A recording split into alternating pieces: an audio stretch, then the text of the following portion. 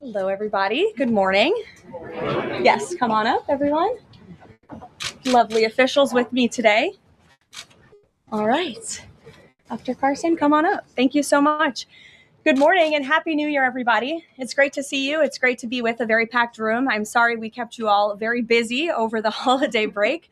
And I know there is a lot of news out there today, both here at home and around the world. I will be happy to take all of your questions on all of that news.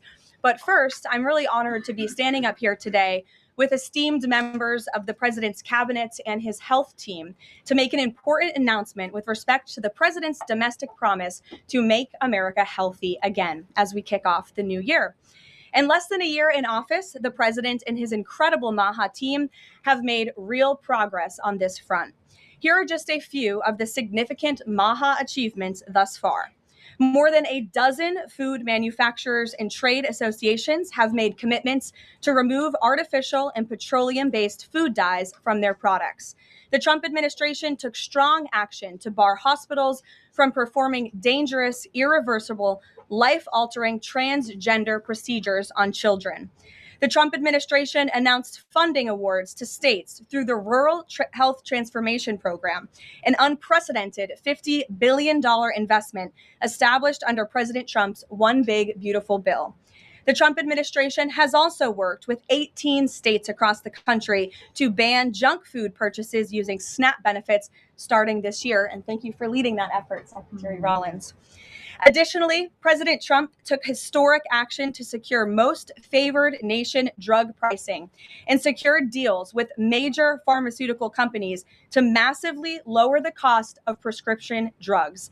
And those effects are being implemented as we speak. Americans are going to continue to see the result of these incredible deals the president cut. And I know President Trump and this team behind me worked incredibly hard to lower those drug costs for Americans. On Monday, the CDC adopted common sense updates to America's childhood vaccination schedule based solely on the gold standard of science. This action empowers parents and physicians to make the best individualized decisions to protect our children, while also restoring much needed confidence in our public health system. And as a MAHA mom myself, I'm very grateful for that. So thank you, Secretary Kennedy. To build on this progress, the Trump administration is now updating federal nutrition standards and guidelines to ensure that Americans have the most accurate, data-driven information supported by science and hard facts, not special interests or partisan ideology. President Trump has tasked two of the great individuals behind me, USDA Secretary Rollins and HHS Secretary Kennedy, with collaborating on this vitally important project. And today they are here to officially unveil the 2025 to 2030 dietary guidelines for America. These new guidelines are informed by the best and most reliable research on health and nutrition, particularly as it relates to the role of our diets and the prevalence of chronic disease in the country. They are also these guidelines are easy to read and understand, so every American, young and old, can access this information that literally has the power to change lives. But these are not just an updated guideline. These are the foundation to all federal food programs in our country. These new guidelines are going to update the food that is served to America's children in our public schools, to the plates that are served to our great men in uniform in our military, our veterans, and the food that they are consuming at the VA. And these new guidelines are also going to impact nutritional programs for the needy in our country, such as WIC and Head Start. Unfortunately, for decades, federal dollars has promoted low-quality, highly processed foods that lead to scores of long-term health issues, which means Americans have gone broke because of these health issues. Faulty dietary guidelines of the past stacked the deck against healthy eating and food options for everyday American families, which has fueled the chronic disease epidemic and jacked up the healthcare costs of households across the country. This failed approach in our public health system ends today. When these guidelines are followed, Americans will be saving themselves thousands of dollars. If we want to cut healthcare costs in our country, we must become a healthier country. According to the CEA, poor diet is the root cause of obesity, which accounts for $400 billion in medical spending each year. A healthier America will lead to a more affordable America. The new dietary guidelines from the Trump administration will ensure federal dollars go to real food to improve public health and therefore save the American people their hard-earned cash over the course of their lives. So with that, I am going to hand it over to Secretary Kennedy. The great people behind me will give remarks, and then we'll get into Q&A for the officials that are here on this specific topic. They will leave because they're all very busy people, and then I will open it up to Q&A with the rest of you on the rest of the news in the world. So thank you, and we'll start with Secretary Kennedy. Thank you, Karoline. Thank you.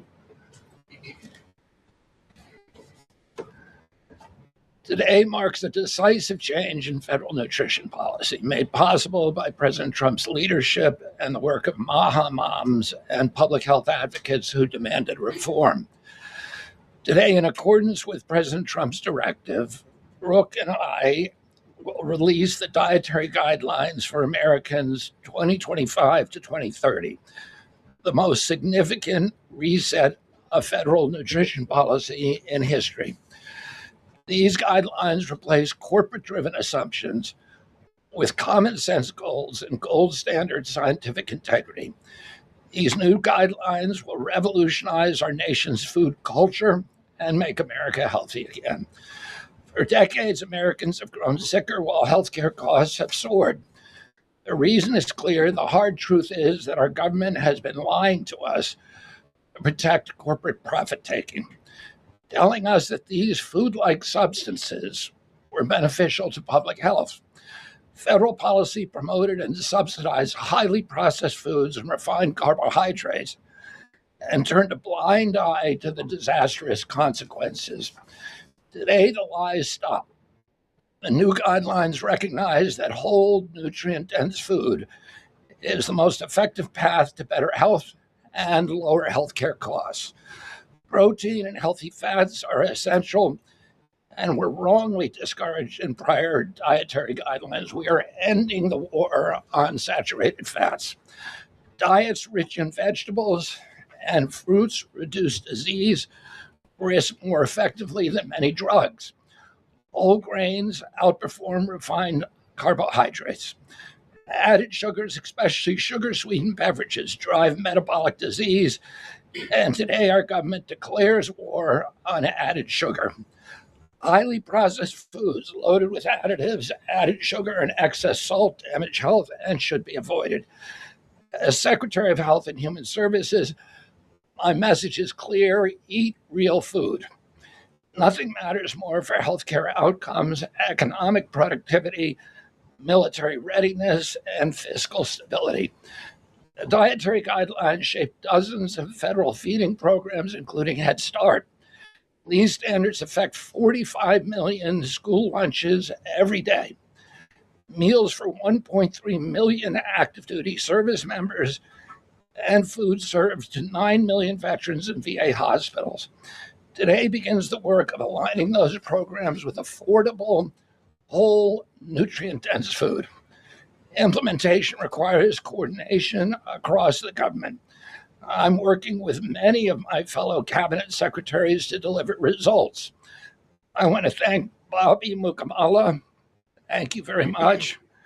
Who is the president of the American Medical Association, for committing to mobilize the medical community on nutrition.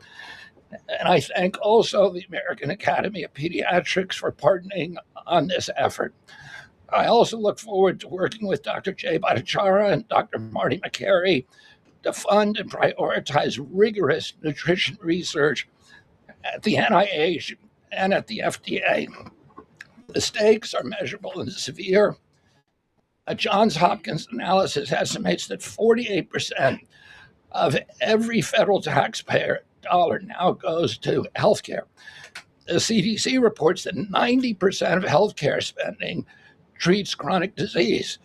That means that 40%, 40 cents of every dollar that taxpayers pay in this country is going to treat diseases that could be averted through good food. The United States has the highest obesity and type 2 diabetes rate in the developed world. We spend 3 times more per capita than the European Union on healthcare, yet our life expectancy is 5 years lower, largely due to diet-related chronic disease. Our childhood obesity rate is 5 times higher than countries like France. 1/3 of U.S. teens have prediabetes, over 35% are overweight or obese, and 20% of young adults have non-alcoholic fatty liver disease. 77% of military-aged Americans are ineligible for military service because of diet-related conditions. If a foreign adversary sought to destroy the health of our children, to cripple our economy, to weaken our national security, there would be no better strategy than to addict us to ultra-processed foods. It's shocking that our own government helped to drive these cataclysmic changes in our diet. The damage is real, it is preventable, and President Trump has ordered it to end. If the United States reduced obesity, type 2 diabetes, heart disease, and Alzheimer's the Japanese levels, we would save approximately $600 billion a year. About 50% of Medicare's projected long-term deficit, or $5,000 per family annually. Current policy worsens the problem. 42 million Americans rely on SNAP, or common purchases include sugary drinks, candy, and chips. 78% of SNAP recipients are enrolled in Medicaid, and 90% of Medicaid spending goes to chronic disease.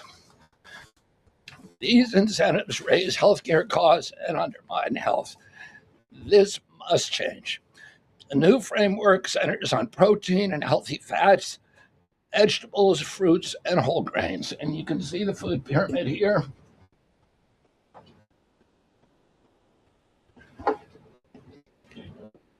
It's upside down, a lot of you will say. But it was actually upside down before, and we just righted it. For the first time, the dietary guidelines directly address ultra-processed foods and set firm sugar limits in federal procurement, driving a significant reduction in added sugar in school meals. I want to thank President Trump for his leadership and the partners committed to ensuring that federal food dollars support real food and better health. Thank you. And I want to introduce my partner and a friend, Brooke Rollins, who is an extraordinary collaborator on this. Thank you. Well, good morning, everyone. Happy New Year. What a honor to be here. I think this is Karoline's first press conference back, and what a great way to start the new year, 2026. I want to thank Secretary Kennedy. Your commitment to the well-being of Americans is such a blessing to this nation. We have been working on these new dietary guidelines really since almost day one. Bobby and I were voted on the same day and sworn in on the same day. So I think the partnership from minute one has been real and extraordinary. As Secretary Kennedy mentioned, America is in the middle of the worst chronic health crisis in our nation's history. Over 40% of the roughly 73 million children in the United States have at least one chronic health condition, and nearly 90% of healthcare spending goes toward treating people with chronic disease. Secretary Kennedy mentioned that, but it is really important to keep underscoring that fact. This crisis is unacceptable. It prevents Americans from living healthy and happy lives. And for decades, under both Republicans and Democrats, federal incentives have promoted low quality, highly processed foods and pharmaceutical interventions instead of prevention. As a result, nutrient-dense whole foods grown by America's farmers and ranchers have been increasingly displaced. The Trump administration is acutely aware of this danger, and today this announcement is making a major step in doing something about it. Thankfully, the solution is simple and should be non-controversial. Eat real food. This is the main message of the new Dietary Guidelines for Americans 2025 to 2030, which encourage households and schools to prioritize whole, nutrient-dense foods. That means more protein, more dairy, more healthy fats, more whole grains, more fruits and vegetables, whether they are fresh, frozen, canned, or dried. We are finally putting real food back at the center of the American diet. Real food that nourishes the body, restores health, fuels energy, and builds strength. This pivot also leans into the abundant, affordable, and healthy food supply already available from America's incredible farmers and ranchers. By making milk, raising cattle, and growing wholesome fruits, vegetables, and grains, they hold the key to solving our national health crisis. And President Trump is mobilizing government to ensure families across America have greater access to these healthy foods. In the past 12 months, inflation has slowed and wages have risen for the first time in 5 years. Under President Trump's leadership, prices for everyday staples are declining and more help is on the way. Recent data show that fruits, vegetables, dairy, and proteins, including eggs, pork, and ground beef, are becoming even more affordable every day for our American people. American households enjoy the most affordable and abundant food in the world, and today's release only reinforces that reality. A healthy meal is within reach for all American families. These new dietary guidelines are a framework which is meant to be customized to meet the needs, the preferences, and the financial status of all American families. For example, a meal including such items as pork, or eggs, or whole milk, or cheese, tomatoes, other fresh and frozen fruits and vegetables, whole grain bread, corn tortilla can cost today right around $3 for that meal. $3. And soon USDA will finalize our stocking standards, which means that those businesses in America that take the SNAP benefit, what they are required to stock in order to take that benefit. By the way, that's almost 250,000 retailers across America. That very soon we will be finalizing that rule that will mandate all 250,000 retailers in America double the type of staple foods that they provide for America's SNAP households. This means healthier options will be in reach for all American families, regardless of circumstance, at levels never seen before in our country. These dietary guidelines are foundational to so many USDA programs, and their introduction marks the first step in connecting America's schools and dinner plates to the best of American agriculture. Make no mistake, under President Trump's leadership, we are restoring common sense, we are restoring scientific integrity, and we are restoring accountability to federal food and health policy. The new guidelines are all about putting the well-being of Americans first, exactly where it should have been all along. This is the foundation that will make America healthy again, not just for those of us alive today, but for our children and our children's children and those coming behind. I want to end by saying God bless American families. God bless the American farmer and rancher, and God bless America. What an honor now to introduce another great partner in this incredible work, and that is Dr. Mehmet Oz. Thank you. Congratulations to Secretary Rollins, Secretary Kennedy, and do want to express my appreciation for what the president has done overall to increase the affordability of healthcare. The biggest accomplishment, perhaps, for the health system, ability to drop down prices last year was the most favored nation drug pricing that Karoline mentioned. These are incredibly effective at reducing the costs, for example, of what the president calls the fat shot. The Ozempic, GLP-1s category of medications. We dropped them dramatically. But the best way to reduce drug spend in America is to not need the drugs in the first place. What you're hearing today with these dietary guideline adjustments are going to be massively effective, and not just dropping the need for us to buy these weight loss drugs, but buy these expensive drugs for autoimmune problems. We have evidence that food is medicine when it comes to conditions as varied as mental health issues from Alzheimer's and depression to fundamental realities of how children learn in school. So the question then becomes, what is this actually going to do in dollars and cents? And I had the group at CMS run some numbers for us to try to give you concrete assessments of how much this will drop the spend that the federal taxpayer must make for Medicare and Medicaid. And I'm more optimistic today than ever that we can address the fast rising rate of healthcare expenses in America because of movements like this. Right now, we're increasing health expenditures in America at roughly twice the rate of the GDP growth. We will correct that if we can get America to be healthier, because you can't be a wealthy nation without being a healthy nation. So 2 numbers for you to remember. The first is 30 billion. Why?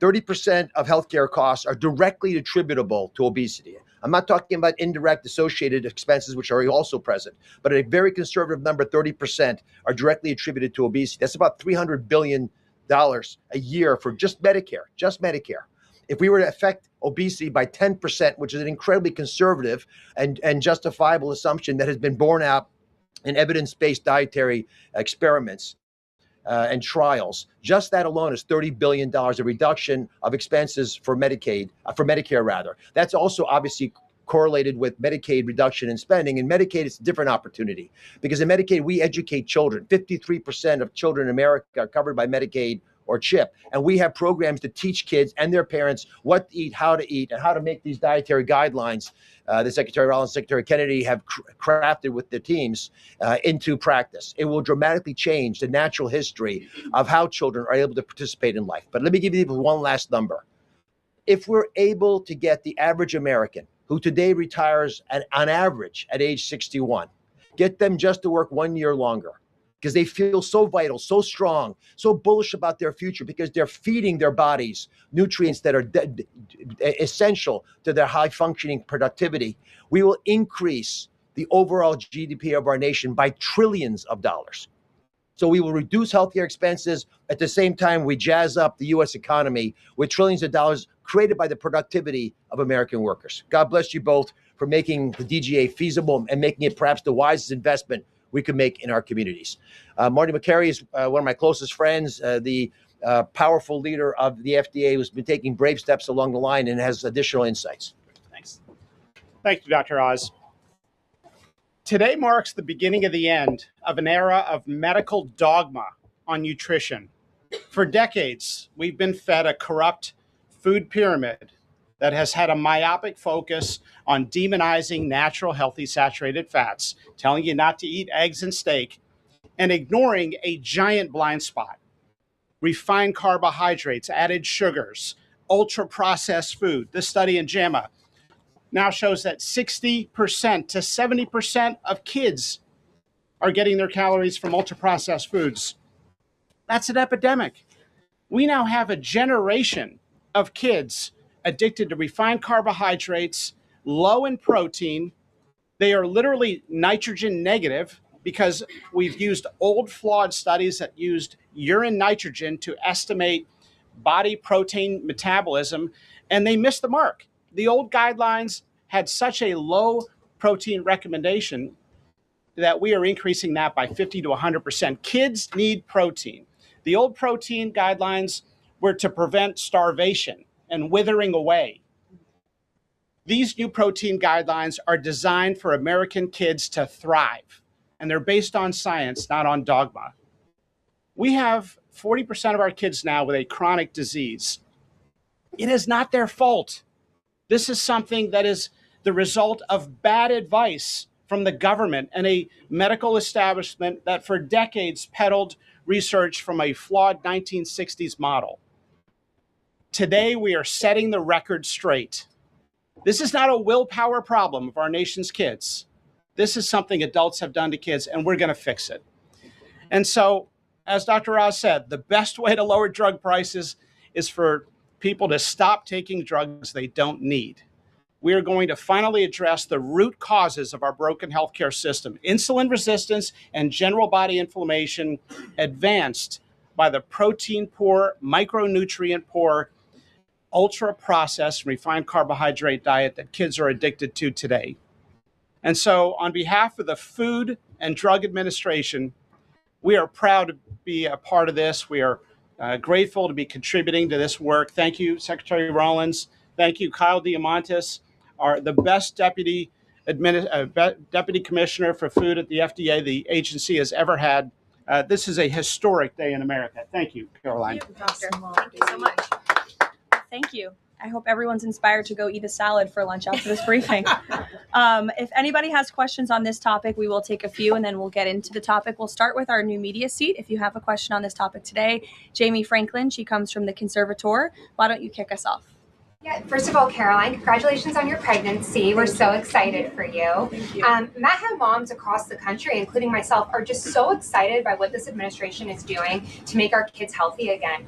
But you know, we do have concerns when it comes to these blue states pushing back on a lot of progress that we're making as an administration. And particularly, we're really excited that you guys revised and streamlined this vaccine schedule. However, what we have seen is that these blue states, whether it be, you know, no tax on tips, no tax on overtime, or pushing back on immigration, they continue to stop your guys' progress. So what has been the response from these blue states? Because as MAHA moms enrolling our kids in school, this is a big issue, and we celebrate what you guys are doing, but we want to have it, you know, even in the blue states as well.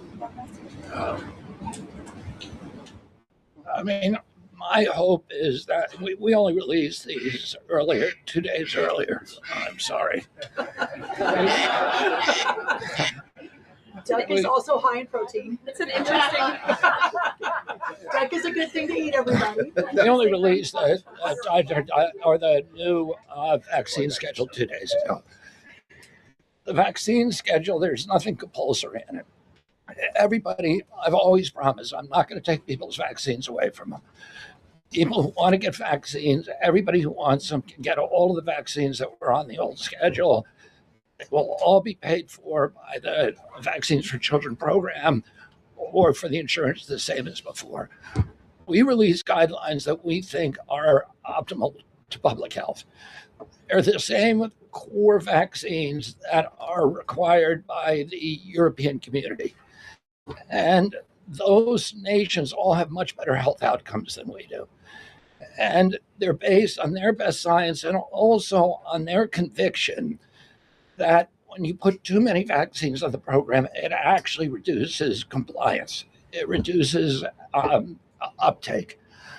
And so we want to maximize the uptake of vaccines by making sure that Americans know that we are making recommendations that are science-based, that are common sense, that are grounded in science.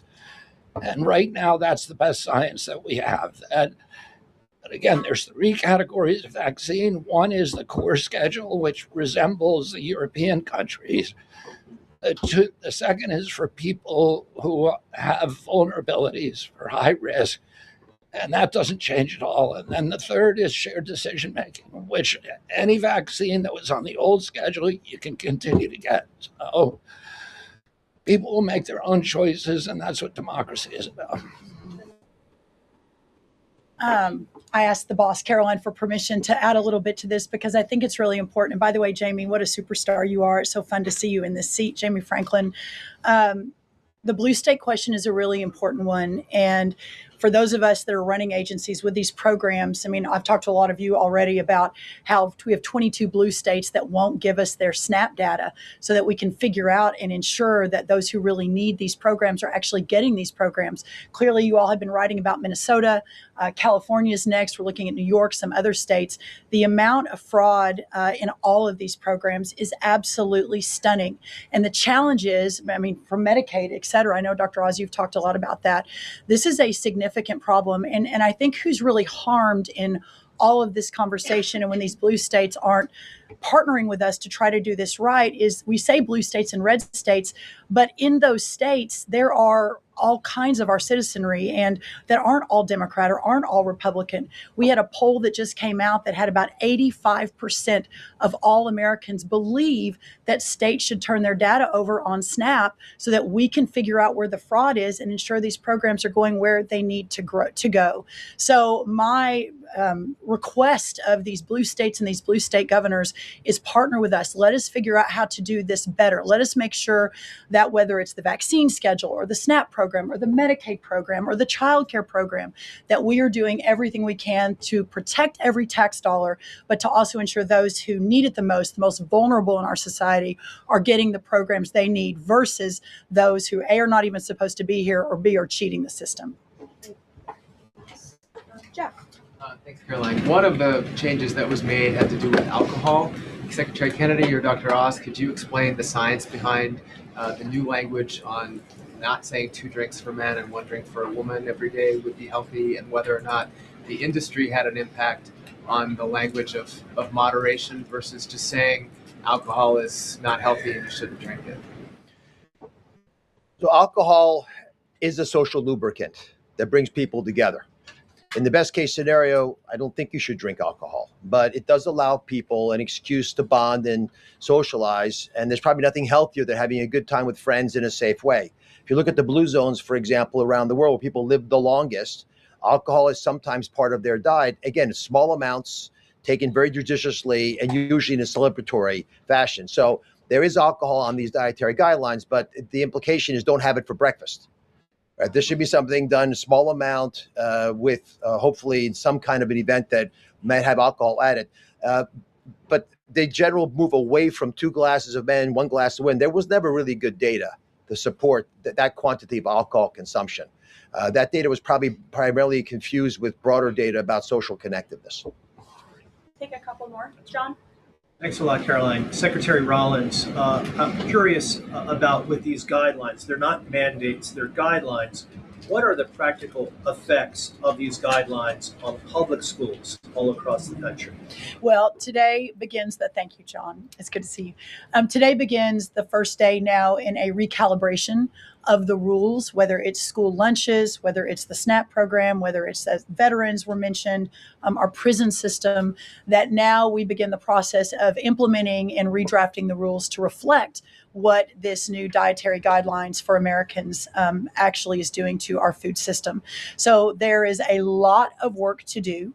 Nothing changes overnight, but as I think we've proven, this administration moves very, very quickly on all fronts, 7 days a week, 365 days a year.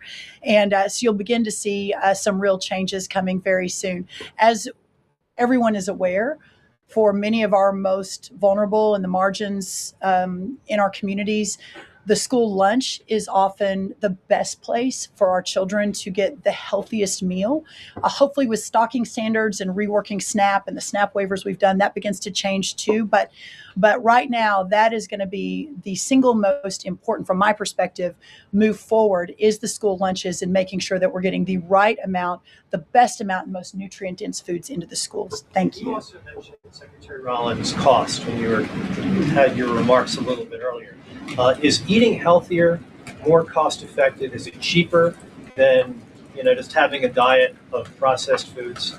I had a whole chart to show you, but left it in the back, unfortunately, that yes, indeed, that eating healthy, for the most part, we've got 100 simulations, is actually less expensive. The challenge is the access to those healthy foods, especially in parts of America where they have food deserts. They don't have a H-E-B or a Kroger or a Central Market. These are all Texan grocery stores, but whatever similar across the country. But that is why these stocking standards in SNAP are so important. So if you have a economically challenged family and the only place they're getting their food is the 7-Eleven. We have a longer term important policy priority, and that is getting grocery stores into these lower margin communities. But for now, requiring those retailers, those 250,000 retailers across America, to double their stocking of healthier foods. That will allow us to immediately get these better foods into all communities, but especially the most vulnerable. Thank you, John. Let me just add something to that. Brooke and I are working on a program. Affordability is the priority for the president. And we know we have to make it easy and accessible for healthy foods for every American. And we believe we can do that. We think affordable food is within reach of every American family. We are working on a education and information program that will allow American families all over the country to come onto our website and find the healthiest foods at the lowest cost for themselves. I'd also just add this. The idea that a cheap meal made of processed food is cheap is an illusion, because you're paying for it on the back end. You're paying for it with diabetes, with obesity, with illness. And if you internalize that cost of the meal, it would be a tiny fraction of the long-term cost of eating bad food. So we'll take one more in the white blazer. Caroline, Secretary Kennedy, you mentioned healthy fats, but also ending the war on saturated fats. Can you clarify how much saturated fats Americans should be consuming? I'm going to let Marty take that, since he wrote a book about it. Look, the old dogma in the 1960s, when Eisenhower had his heart attack and Ansel Keys said it was the saturated fat, that's never been substantiated. And so that flawed research has become dogma over the years, and eventually the conversation was sidelined. In this new guidance, we are telling young people, kids, schools, you don't need to tiptoe around fat and dairy. You don't need to push low-fat milk to kids. And we are maintaining the 10% of calories as saturated fat in the guidance.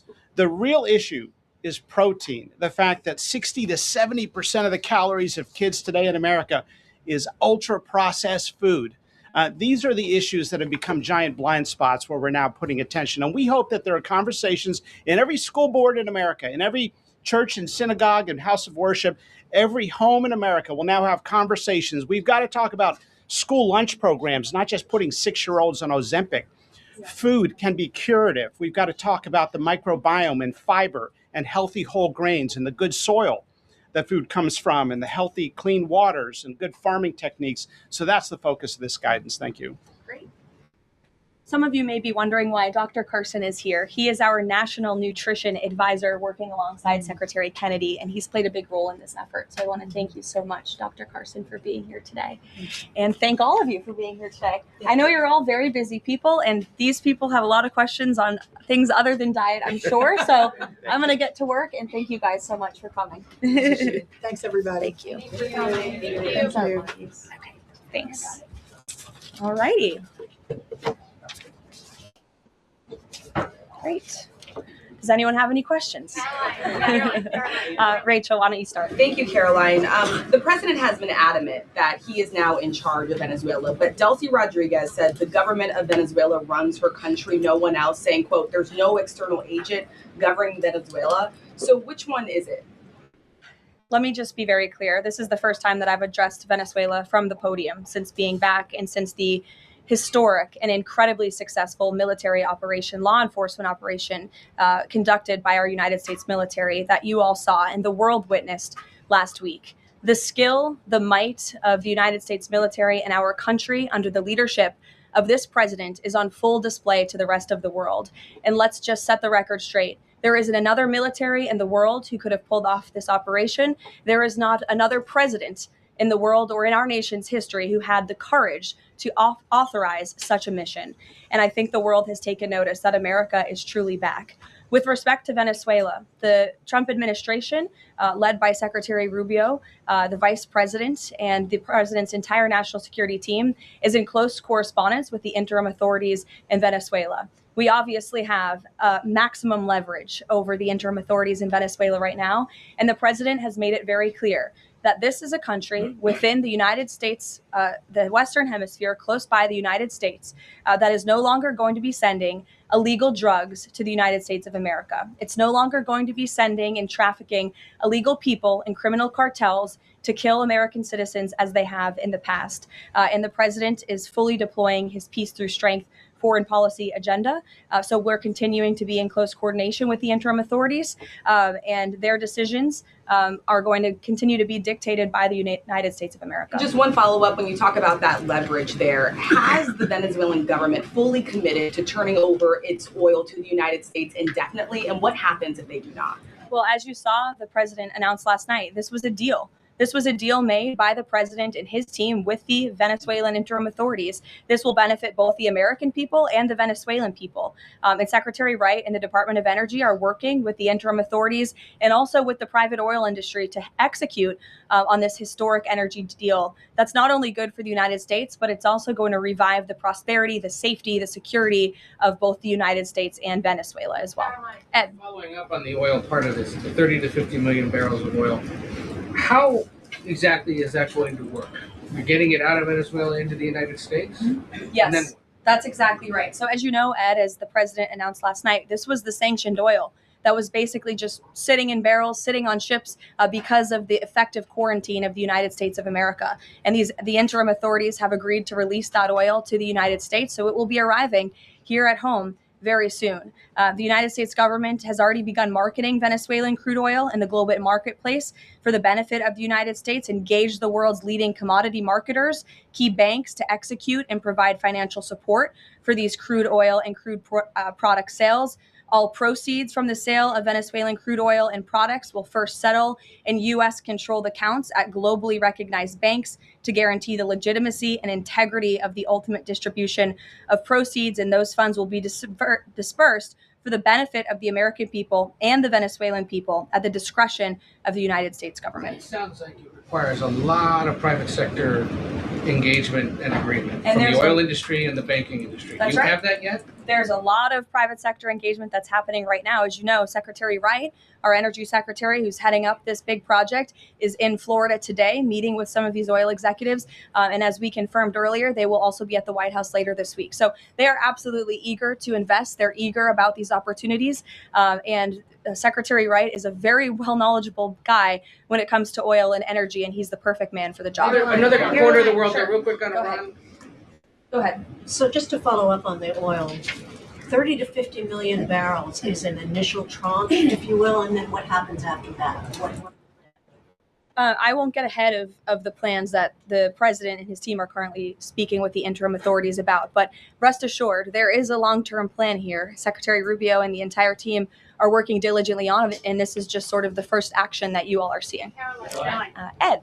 Thanks, Caroline. So in order to get these oil companies to invest billions in Venezuela, how will the U.S. reassure that their workers will be safe in Venezuela? Could there be troops involved? At this point in time, as you know, there are no troops on the ground in Venezuela. The president, of course, reserves the right to use the United States military if necessary. It's not something he wants to do. Diplomacy is always the first option. As you saw, he tried that with Nicolas Maduro, but unfortunately, he was an illegitimate dictator and an unserious person. And so President Trump authorized this law enforcement operation, and now Nicolas Maduro is sitting in a prison cell in New York. So certainly the president is going to do what's in the best interests of the American people, and that includes workers from our energy and oil industry as well. With that meeting tomorrow, what is the message the president is going to give to the oil executives, and what does he want to hear? Well, the meeting is on Friday, and it's just a meeting to discuss, obviously, the immense opportunity that is before these oil companies right now. Stephen. Thank you, Caroline, and congratulations again. Thank you. The New Yorker had a story yesterday on the vice president, and it questioned his, quote, notable absence on Venezuela. And the sub-headline asked, was the vice president's exclusion from the operation in Venezuela an expression of his anti-interventionist ideology or political calculation? Would you be able to discuss the vice president's role in Venezuela policy? I did see that report in the New Yorker, and quite frankly, I laughed out loud because it's very clear it's a fake report that's trying to sow distrust and division amongst the president and his team. Let me just be very clear. The vice president has been involved in all policy. He is the right-hand man of the president on all policy matters, including Venezuela policy. He was, of course, read in and deeply involved in this operation from the very beginning. And he was present on the night of the operation via secure communication at a different location as to not damage the operational secrecy of this mission that was so incredibly important to ensure that this mission could be carried out successfully without endangering our troops. Karoline. Sure. The U.S. seized a tanker recently. Russia specifically asked the United States not to seize that tanker. Does this action risk a larger conflict with Russia? I believe you're referring to the Bella 1 tanker that was seized this morning. The Department of Justice and the Department of Homeland Security, in coordination with the Department of War, did announce that seizure this morning for violations of U.S. sanctions.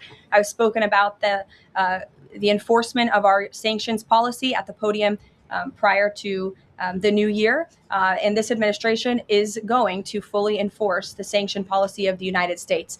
The vessel this morning was seized in the North Atlantic pursuant to a warrant issued by a U.S. federal court after being tracked. And this was a Venezuelan shadow fleet vessel that has transported sanctioned oil. And the United States of America, under this president, is not going to tolerate that. I would also just add the vessel had a judicial seizure order in the crew. So that means the crew is now subject to prosecution for any applicable violation of federal law, and they will be brought to the United States for such prosecution if necessary. Kelly. Karoline, Happy New Year to you. Thank you. You I'd too. like to talk to you about a couple of things real quickly. The first question about the Venezuelan people. As you know, there's some 8 million Venezuelans here, some of them celebrating in the streets. There are Venezuelans on the ground who are concerned about their safety. What does the Trump administration, what is it doing to actually help people in Venezuela understand that they will be secure throughout this transition? I think the fact that this president actually followed through on the long-held promise of the United States of America, the bipartisan promise to take down the illegitimate Maduro regime, should give assurance to the Venezuelan people and also Venezuelan Americans who fled this communist regime for a better life here at home, that this is a president who is serious about taking down illegitimate regimes and who is also serious about securing the security of the United States of America, including the Venezuelan American people. And I would just add that this is something that not just Republicans and President Trump have talked about for a very long time, but it is also something that Democrats have advocated for. In 2020, Chuck Schumer said that that at the time, President Trump had not brought an end to the Maduro regime. The Maduro regime is more powerful today and more entrenched today than it was when the president began. Now you hear Chuck Schumer out there saying this is reckless. The American people and the Venezuelan people should be in fear. But this is something that Chuck Schumer has long advocated for. Senator Chris Van Hollen, same thing, had said that the United States is going to use its leverage and influence to push for negotiations to transition to the truly elected leader. This was under President Biden. We know Maduro and his cronies don't want to go quietly into the night. The U.S. needs to work to ratchet up the pressure. Now, Senator Holland says it's an illegal act of war to get rid of Nicolas Maduro. So the hypocrisy is really astounding here. And thank you for giving me an opportunity to point it out, Kayla. Sorry. Go ahead. Yes. So there are reports that the administration is demanding that Venezuela cut ties with China, Russia, Iran, and Cuba. Can you confirm? I'm sorry? Reports that the administration has essentially demanded that Venezuela cut ties with China, Russia, Iran, and Cuba. Can you confirm that? Well, those alleged demands were made in a classified briefing by Secretary Rubio, and I know that there's a lot of leaks coming out of these classified briefings, so I'm not going to confirm or deny or get into what the secretary has said in classified settings to members of Congress. But I think that the administration has made it quite clear to the interim authorities in Venezuela that this is the Western Hemisphere and American dominance is going to continue under this president. If I could just ask, there have also been reports that the U.S. could potentially buy Greenland as one potential option on the table. What would such an offer look like? Is there anything monetarily you could provide, any details there? Well, that's something that's currently being actively discussed by the president and his national security team. And I would point out that the acquisition of Greenland by the United States is not a new idea. This is something that presidents dating back to the 1800s have said is advantageous for America's national security. The president has been very open and clear with all of you and with the world that he views it in the best interest of the United States to deter Russian and Chinese aggression in the Arctic region. And so that's why his team is currently talking about what a potential purchase would look like. Jackie. Caroline, just following up on Greenland, why not rule out taking it by military force? I know that past presidents and past leaders have often ruled things out. They've often been very open about ruling things in and basically broadcasting their foreign policy strategy to the rest of the world, not just to our allies, but most egregiously to our adversaries. That's not something this president does. All options are always on the table for President Trump as he examines what's in the best interests of the United States. But I will just say that the president's first option always has been diplomacy. Again, look at Venezuela. He tried ardently to strike a good deal with Nicolas Maduro, and he told him, I will use the United States military and you will not like it if you don't take such a deal. And look at what happened. With respect to Iran, the president said the same thing, right? He tried to have serious interest in a deal with the Iranian regime with respect to their nuclear capabilities. They were not interested. And so Operation Midnight Hammer happened, which was another remarkable military success under the leadership of this commander-in-chief. So the president keeps his options open, but diplomacy is always the first. Quickly, just one additional follow-up on that. Does the president recognize Denmark's ownership as part of the kingdom? Because there have been some Republican senators questioning the claim that Denmark has to Greenland. Is the president in that camp with them, questioning the legality of I have not heard him question it personally, but you're welcome to ask him yourself next time you have the chance. Sanctions are being lifted for Venezuela. We got to lift some sanctions to let the oil come in. Can you talk about that just very briefly? Yes. So the U.S. is selectively rolling back sanctions to enable the transport and the sale of Venezuelan crude and oil products to the global markets. Yes. Caroline. Annie. Thank you. There are some reports from Venezuela that the country's leaders are cracking down on the population, specifically suppressing public expression of support for Maduro's ouster. Is that kind of behavior consistent with what the president wants to see, how the president wants to see the leaders take on the population? It would not be consistent, and I'll let the president's national security team speak further on that. I know they are well aware and tracking. Kelly. Two questions. One, on the seized vessels, the Bella, the Sophia, can you tell us where they're headed, what happens to any existing cargo, and you referenced personnel but potentially facing prosecution? That's one thing I'd like to follow on. And then on the Bella. Yes, okay. And on Annie's question, if I could also ask, does the administration believe that the interim regime should release all political dissidents and prisoners and return detained Americans? That's not a question that I've personally spoken about to the president with, so I will let him answer that question. I don't want to make new policy at this podium today with respect to Venezuela.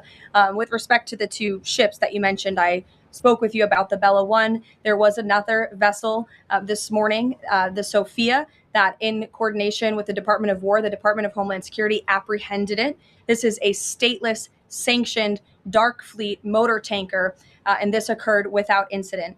This vessel was operating in international waters and conducting illicit activities in the Caribbean Sea. The U.S. Coast Guard is escorting the Sophia to the United States for final disposition. To answer your question, Kelly, directly, this was through Operation Southern Spear. The Department of War is unwavering in its mission to crush illicit activity in the Western Hemisphere. And as the president has repeatedly stated, we're going to defend our homeland and restore security and strength across the Americas. Dasha, Caroline, thank you and Happy New Year. Thanks, you too. Two questions, one on Venezuela, one on Greenland. You've repeatedly at the podium called the current leadership in Venezuela interim leadership.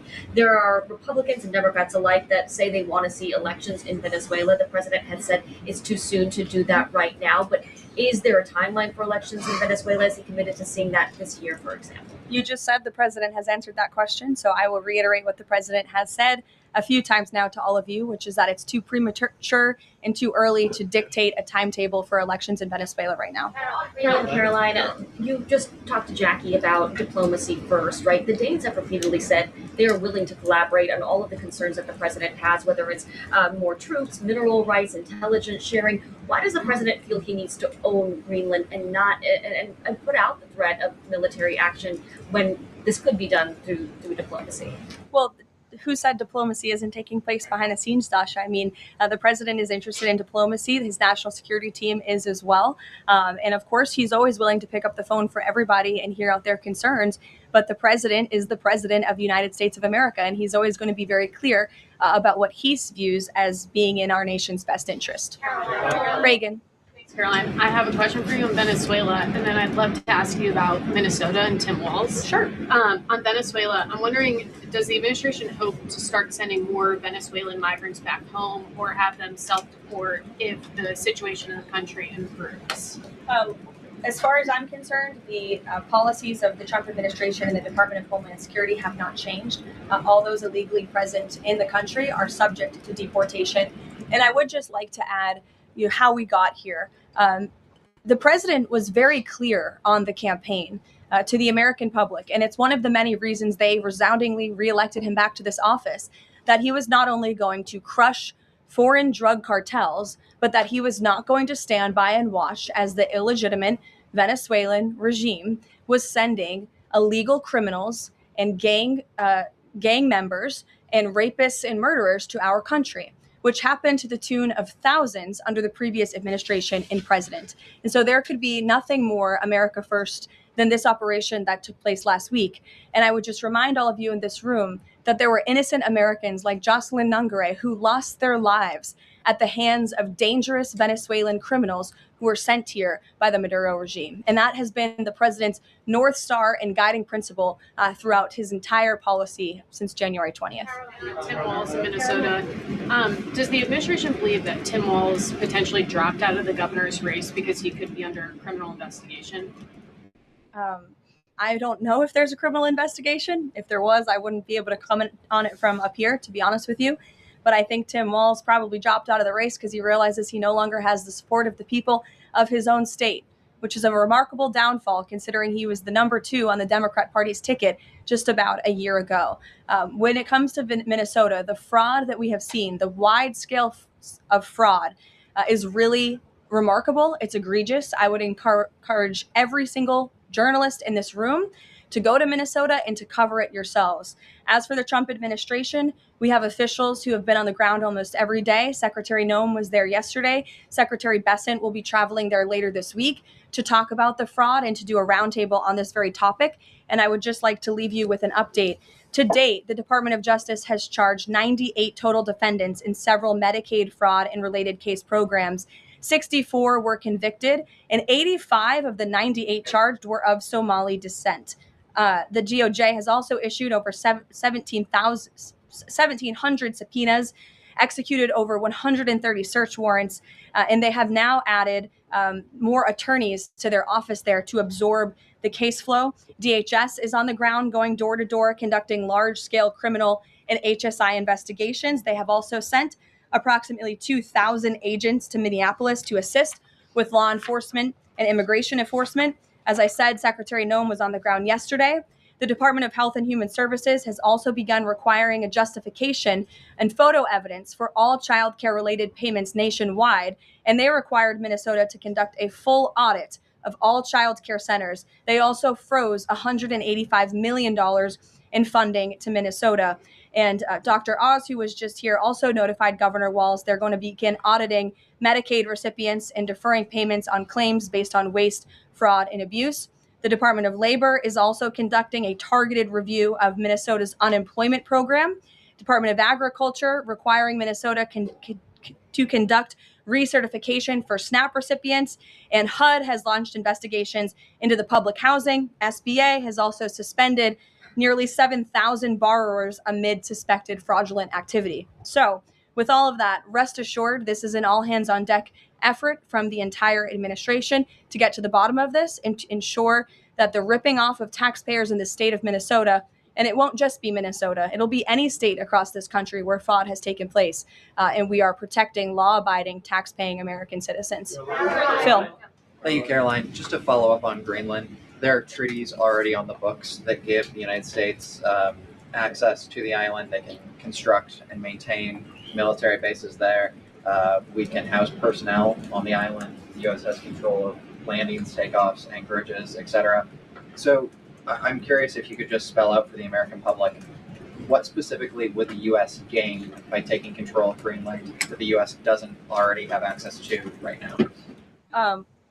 More control over the Arctic region and ensuring that China and Russia and our adversaries cannot continue their aggression in this very important and strategic region. And there would be many other benefits as well that, again, the president and his national security team are currently talking about. Jeff, I'll give you another one. Just a broad sort of stand-up question on foreign policy. Are you concerned about increasing tensions with Russia because of the tanker seizures? And how does the U.S. action in Venezuela impact the ongoing relationship with China and the president's relationship with President Xi? I think the president has very open, honest, and good relationships with both President Putin of Russia and also President Xi of China. He has spoken with them numerous times, as you know, since coming to office about a year ago, and I believe that those personal relationships are going to continue. But as for the president and the United States, he's going to enforce our policy that's best for the United States of America. And with respect to these ship seizures, that means enforcing the embargo against all dark fleet vessels that are illegally transporting oil, and only legitimate commerce, to answer your question much earlier, Rachel, determined by the United States is going to be permitted. And that's the policy of this administration, and he's not afraid to implement it. One more stand back. Just one more stand back. I just last one. I remember asking the president at the very beginning of his term if he was committed to Article 5 and NATO, and he said yes. Has his stance on NATO or his commitment to NATO changed? Did you see his statement earlier today? He said, we will always be there for NATO, even if they are not there for us. And I think that answers your question directly. Yes. Just to follow up on what Jeff was saying there, will the president commit that if any NATO members are attacked, the United States will come to it? Again, the president addressed this directly himself this morning after seeing the coverage from all of you in this room on television. And he made it very clear, we're always going to be there for NATO, even if they have not done right by the United States of America. And they have not, they have finally increased their defense spending at the request of this president, but it was only because of this president that they did that. We'll take a couple more. Michael, go ahead. Thank you, Caroline. Happy New Year and congratulations. Thank you. Two questions, if You I may. too. One on healthcare, one on Mexico. On healthcare, the president says he wants Republicans to be flexible on the Hyde Amendment in order to pass healthcare legislation. What is the White House's message to pro-life voters who say federal funding for abortion goes against their values? Well, the president did not change the administration's policy. It was President Trump who signed an executive order protecting the Hyde Amendment. It's the Trump administration that has taken multiple actions on various fronts to ensure that taxpayer dollars are not funding the practice of abortion. What the president was saying yesterday was Republicans, and frankly Democrats too, need to show a little bit more flexibility so we can actually get something done with respect to the issue of healthcare. Republicans have amazing ideas. The president himself, as we spoke about earlier, has launched this Most Favored Nation drug pricing initiative, has cut good deals with Big Pharma. He wants to see Republicans and Democrats too, if they're willing, codify those executive orders into law so that these good deals can remain and these prices can continue to be lowered long after this president and this deal maker in chief is gone. Presidents talked a lot about health savings accounts and giving more money back to the healthcare consumer rather than to these giant insurance companies. And he's been very outspoken and tough on them too. And I think you'll see more and hear more from him directly on that issue. So he wants to see Congress get something done with respect to healthcare. And that was the point that he was driving home yesterday. To go, Caroline, Haley. President Trump says the drug cartels are running Mexico. What action does he need to see Mexico's president, Claudia Sheinbaum, take to prove that she's in control of that country, in control of those cartels? And does the White House believe she's able to do that without U.S. intervention? Look, I think the president was speaking very candidly and frankly about the reality on the ground in Mexico. Haley. Caroline, happy New Year. I wanted to ask you about the seized tanker, the Vela. There were reports before this that Russia had sent a submarine to escort it. Was there any engagement with that submarine? And then was the deconfliction line with Russia used ahead of boarding that? Again, this was a Venezuelan shadow fleet vessel that has transported sanctioned oil. The vessel was deemed stateless after flying a false flag, and it had a judicial seizure order. And that's why the crew will be subject to prosecution. Mary. On Colombia, the president talked over the weekend and suggested that he would be open to an operation there. Should the president of Colombia be expecting Delta Force anytime soon? And then I had another one for you on California. That would be a very unwise question for me to answer, to weigh into. What's your next question? On California, can you share any more about the fraud investigation? The president said that there was one. Who's being investigated and where is it starting? Again, this is going to be a all hands on deck government-wide effort. The president has directed all agencies across the board to look at federal spending programs in not just Minnesota, but also in the state of California to identify fraud and to prosecute to the fullest extent of the law all those who have committed it. Take one more. Sure. Thank you. Karoline, yesterday was the 5-year anniversary of January 6th. Democrats and mainstream media continue to push their big lie that it was an insurrection and that police officers died that day. The reality is that 4 Trump supporters died on January 6th and 2 women were killed by January 6th police. Everybody knows Ashley Babbitt was shot in cold blood by Capitol Police Officer Michael Byrd, but there was another woman. Her name was Roseanne Boylan from Georgia, and she was pepperballed, gassed, and ultimately brutally beaten with a stick by January 6th police officer Lila Morris. The Biden administration and mainstream media lied and told Americans Roseanne Boylan died of a drug overdose on Capitol steps. Her family is now asking for an investigation. Is the administration aware of the circumstances of her death, and will there be an investigation finally? Well, for investigation, I will have to defer you to either the FBI or the Department of Justice, and I'm sorry to have to do that. But with respect to all of the facts that you just laid out, the White House relished the opportunity yesterday to actually create a new website to share the facts with the American public, but also all those in this room. We knew the media would be covering January 6th quite a bit because they think it's something that the American people are still believing their lies on. They think it's something that still helps their case against this president. Obviously not, or else he wouldn't have been reelected in an overwhelming fashion in November of last year. And so I would encourage everyone to take a look at the website. It's quite well done. And thank you all very much. It's great to be back with you. Thank you. Thank you, Caroline.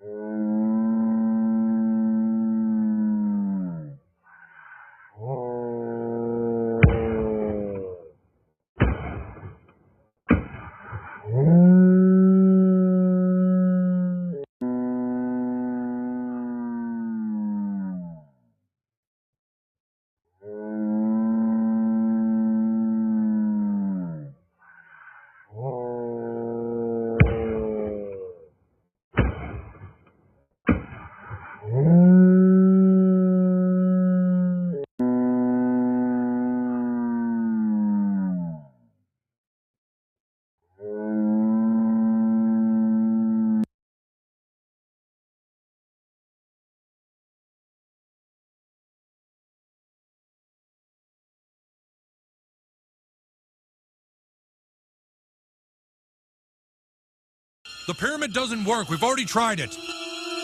It's upside down. What? Sir, the pyramid is upside down. Turn the pyramid upside down.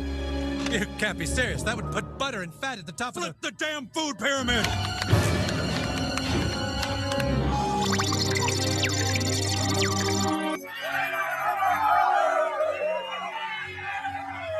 Get the president on the phone. Tell him to have some steak with his butter. The pyramid doesn't work. We've already tried it. It's upside down. What? Sir, the pyramid is upside down. Turn the pyramid upside down.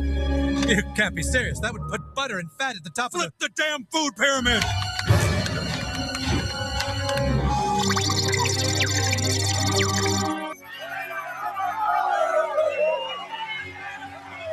Get the president on the phone. Tell him to have some steak with his body. The